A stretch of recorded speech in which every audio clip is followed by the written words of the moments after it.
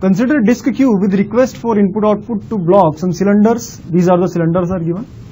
Okay, the C-look scheduling algorithm is used. The head is initially at cylinder number 63 and it is moving towards the large cylinder number on this service on its servicing pass. The cylinders are numbered from 0 to 199. The total head movement in number of cylinders incurred while servicing these requests. Okay, now see this.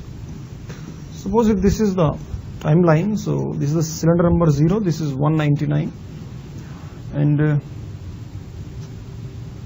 let me mark the cylinder numbers. This is 10, this is 11, this is 38, this is 47, and this is 63, this is 87, this is 92, 121, 191. Yeah, I think all the requests have been 1, 2, 3, 4, 5, 6, 7, 8. 1, 2, 3, 4, 5, 6, 7, 8. Yeah, this is correct. And it is given that currently the head is available at 63 and it is moving towards the large cylinder numbers. The large cylinder numbers is in this way. Okay.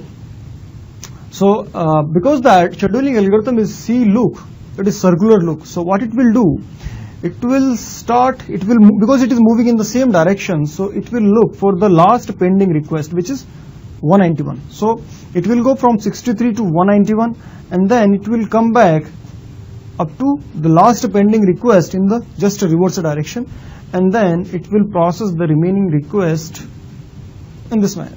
Okay, so this is how C-look algorithm works. Okay, so what is the total distance traveled from here to there? So it is 191, 63, so it's 8.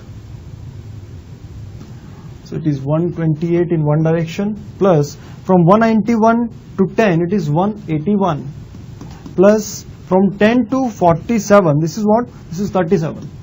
So what is the total sum? So this is 819, 82, 309 plus 37. So it is 346. So the total sum is becoming 346. The total head movement is 346. It's very easy.